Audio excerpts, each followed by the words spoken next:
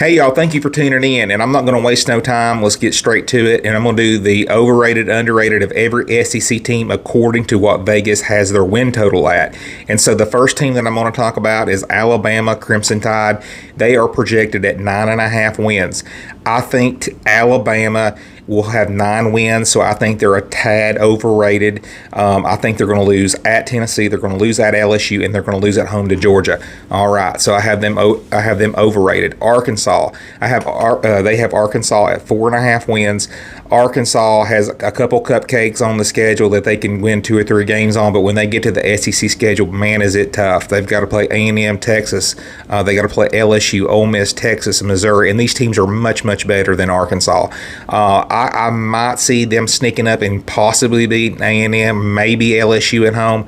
Tennessee is coming off a bye week, so I don't think any chance they beat Tennessee, honestly. I think Arkansas will probably finish the season with 4 wins. They have a defense that was 123rd last year in the country, so a really bad defense. They have like a ton of people that left. I think they have like 40 people that left last year. KJ Jefferson, Rocket Sanders is a shell of a team. Sam Pittman's on his last legs. I think he's fired this year. So I think Arkansas is overrated. They do not get to over 4.5 wins. Now let's get to Auburn. Auburn finished last year with 6 wins. They're projected to win 7.5 this year. Defensively, offensively, I think they'll be a little bit better.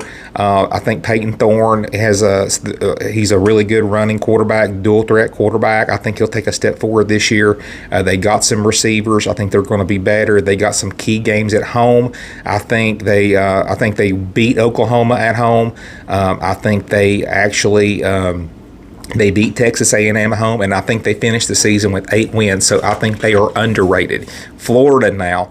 Florida, who's not even a bad team, but got the worst schedule ever this year, they're projected to win 4.5 games, and that last half of the schedule is something that you just couldn't make up. It's the worst schedule ever. They have to play Georgia. They have to play LSU, Ole Miss, Florida State, and it's a murderous row of a schedule. They also play in this season Miami, UCF, A&M, Tennessee. So I think actually Florida gets off to a pretty good start. I think they beat Miami. I honestly even think they beat A&M at home. But I think the wheels kind of start coming off when they play in Knoxville. I think Tennessee will handle Florida. It's a line of scrimmage game. Tennessee has a very, very good front 7, has a top 5 offensive line. Florida's not going to be good at the line of scrimmage, so I think Tennessee will dictate this game, win that game, and then you're going to kind of see the back half of the season, they're going to lose a lot of games. I still think they get to 6 wins, and I think they go over the 4.5 win total, but I think Billy Napier's fired with all the losses on the second half of the season. So Florida at 6-6, they are underrated. Now, Georgia. Georgia is projected to win 10.5 games. They got a tough schedule, too. Georgia has a tough schedule. Clemson, Alabama, Texas, Ole Miss, Tennessee. I think Georgia takes care of business in all of those games except the Texas game. That's at Texas. I think Texas gets them. Texas is number 4 in the country. But at the end of the day, they're going to be 11-1, and they're underrated because their win total was 10.5, and they finished the season with 11 wins. Kentucky. They're projected to win 6.5 games. I think Kentucky will have a pretty good season. They have a good front 7 on their defense coming back, decent offensive line. They've got 2 good receivers coming back that they can throw the ball to. They picked up a big running back out of the portal from Ohio State. I think that they got to start the season kind of in the SEC play early against South Carolina. It's a great matchup for them because South Carolina is terrible as far as the line of scrimmage is concerned, and Kentucky is going to be one of the better teams in the league, in my opinion. I think Kentucky's at home in that game. It's going to kind of start their season off on the right foot. I think they pick up a couple big wins. They're going to beat Louisville. I think they beat Auburn, and I think they may even sneak up and get Tennessee this year. So I think Kentucky at the end of the day is going to win 7 or 8. They're going to have a 7 or 8 game win season, and they're going to go over the 6.5 win total that Vegas has them projected at. So they are underrated. LSU. This is one of my favorite teams to talk about this year because the schedule really lines up great for them. LSU is not not, in my opinion, one of the top 3 teams in the SEC. They're good. They're one of the top 6. But the way the schedule lines up for them, I think it's going to put them where they want to be because they get open dates before Ole Miss. They get open dates before Alabama, and both those games are at home. So they start the season off against USC, who's massively overrated. They're going to win that game. I think they're going to lose at Texas A&M. But guess what? Florida, Florida. The danger of playing Florida would be early in the year at Gainesville. That's the danger of the upset. I think they play Florida at the back half of the year. Florida's going to be a shell of themselves, in my opinion. Billy Napier, he may even be fired at that point. So they got Florida at the right time too. They got Oklahoma at home.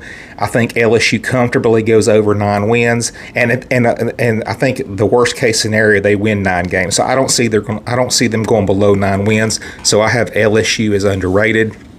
Mississippi State with the new coach, Jeff Lebby. They got a tough schedule as well.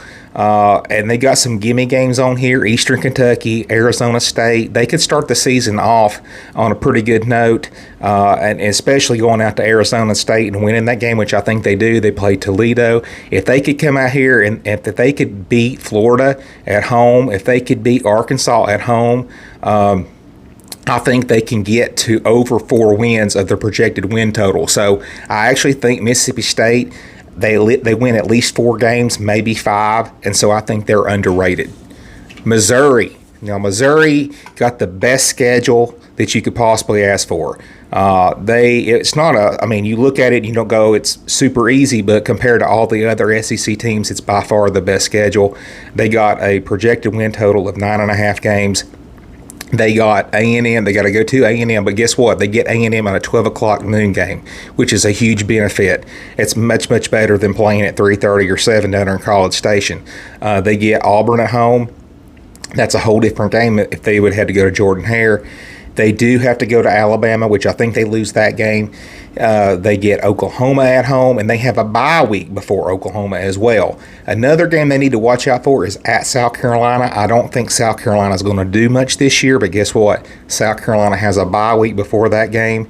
They're going to be up for that game. It's going to kind of be their Super Bowl because they've not beat Missouri in a really long time, and they're going to be ready. So that is a sneaky game. But anyway, I still think they win at least 10 games, and I think they go over the 9.5 wins, so I think they are underrated.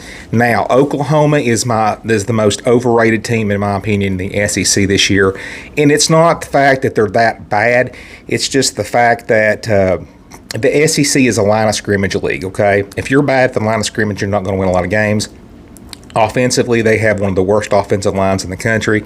Their front 7 is very mediocre. It's not even great. It's probably maybe in the top 10 in the SEC, but it's not a top 7 or 8 unit. They have a tough schedule. They start off against one of the worst teams, in my opinion, in Tennessee that they could have started out against from a matchup standpoint. James Pierce Jr., Omari Thomas on that defensive line against that offensive line of Oklahoma is a huge mismatch. I think Jackson Arnold will probably have to get a lot of dental work after this game. I think Tennessee wins that game. I think that starts them off in SEC play. They got to go to Auburn after that. At Auburn, that's not good. Freshman quarterback going to Jordan-Hare. They got to play Texas and Dallas. They got to go to Ole Miss. Got to go to Missouri. They play Alabama at home. They got to go to LSU. That's just a murderer's row schedule. I think Oklahoma is going to probably end the year with 7 wins, and they're going to be under the 7.5 win total. I know Oklahoma fans are mad at me, but that's just what I think. I could be wrong, and I'll be here to eat crow if I'm wrong, but I think Oklahoma is overrated. Anyway, Ole Miss. This is a team that's the number 1 portal team in the country as far as recruiting.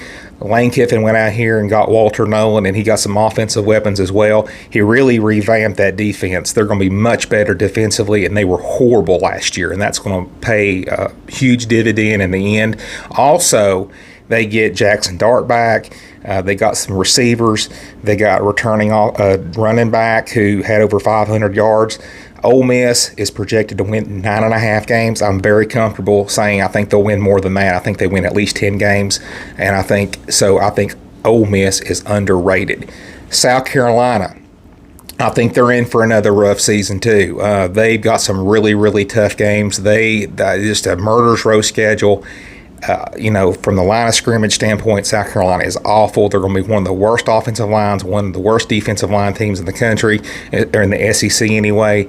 And they've got to play a lot of good teams. They got to play at Alabama. They got to play LSU. They got to play Ole Miss. They have to play Texas A&M. They got to play Missouri, and they finished the season against Clemson. So I don't think they're going to get over 5.5 wins. I think they win 4 or 5 games, probably 5 wins. I don't know if that gets Shane Beamer fired or not, but I'm pretty comfortable saying that. I don't think South Carolina wins more than 5.5 games, so I think they're overrated. Now let's look here at the Tennessee Vols. The Tennessee Vols they were projected to win 8.5 games, and I think Tennessee, the big thing here is they have to start the season off on a good foot. They can't lose to NC State, obviously, right? And I think they do. I think they beat NC State, and I think they got to go to Oklahoma after that. That's one of the next big games. I think they make a statement in that game. Then they beat Florida, and then I think they beat Alabama. And I think they're gonna lose 1 or 2 games. I think worst case scenario for Tennessee, in my opinion, and this is not me being a homer. I really think the worst case scenario for Tennessee in 2024 is a 9-3 season. I do. So I'm comfortable saying that Tennessee's underrated on the 8.5 win total. All right, Texas. They return all those good offensive weapons, Quinn Ewers specifically, and then they went out and got Isaiah Bond, and they got a couple other offensive guys too to really revamp that offense and make them even stronger. They're going to be really good. They're a top 5 team. But they do have a tough schedule too. They got to go to the defending national title, Michigan Wolverines, at the beginning of the season. That's a tough game. They've got to play Oklahoma. That's always a tough game. They got to play Georgia, the number 1 team in the country, and they got to finish the season against a rival at A&M. Texas, in my opinion, is going to be in the college football playoffs. Their win total is at 10.5. I think they're under it. I think they win 10 games. I think they lose 2 games. But at the end of the day, they're still in the college football playoffs. I think they kind of split those 4 games there that I just mentioned. They'll win 2. They'll lose 2. But I think they take care of the rest of the schedule. All right. Now, let's get to A&M. A&M has had some really horrendous seasons the last 2 or 3 years because of Jimbo Fisher. So they fired him in his big contract buyout. They went out and got Mike Elko from Duke. They're projected to win 8.5 games in 2024. They have a tough schedule as well. They have to start the season against Notre Dame, who's number 7 in the country. Then they have to go to Gainesville. But it gets a little easier after that. Then they play Arkansas, Missouri. Is going to be at home. They could win that game. That's a toss-up game. They got to play LSU at home. I think they actually beat LSU. You got to go to Auburn. That'll be tough, but that's a toss-up game. And then you got to play Texas. And I think you actually pull the upset in that game. So I have actually A&M going 9-3. I think they're underrated. I think the quarterback for A&M who got hurt last year, I think he's underrated. I think he's a really good quarterback. He threw for over 1,000 yards in 3 games when he played before he got hurt. So I think A&M has a good quarterback. They still got a lot of talent on that team. Got some good receivers. Got a good running back, and I think A&M surprises some people. So I think they're underrated. Now let's go to Vanderbilt. So how I've got this with Vanderbilt is, what are the winnable games here? Okay, let's just say this: the SEC games on this schedule, maybe except 1, are all not winnable. Okay, so let's just go ahead and put that down. Vanderbilt's going to lose 8 of those games or 7 of those games, but there's possible games here that they could win. The possible games are the first game of the year. Virginia Tech comes to Vanderbilt, and Virginia Tech's better, and they'll probably win. But I could see Vanderbilt somehow with a scenario they're winning that game. And then they play South Carolina at the end of the season. South Carolina's at the bottom of the SEC. It's at home. I can see a scenario where Vanderbilt wins. Probably not, no. But they play Alcorn State, Georgia State, Ball State. They're going to get to 3 wins. So So I don't think they're going to go underneath 3. So if anything, I think they're over, or I think they're underrated. I think they could possibly get to 4 wins, but I definitely don't think they go under 3 wins. So I think Vanderbilt is underrated. Anyway, that's 1 through 16 alphabetically of the SEC, who I thought was underrated and overrated. Let me know what you think. That's just my opinion. Don't shoot the messenger. Thank you.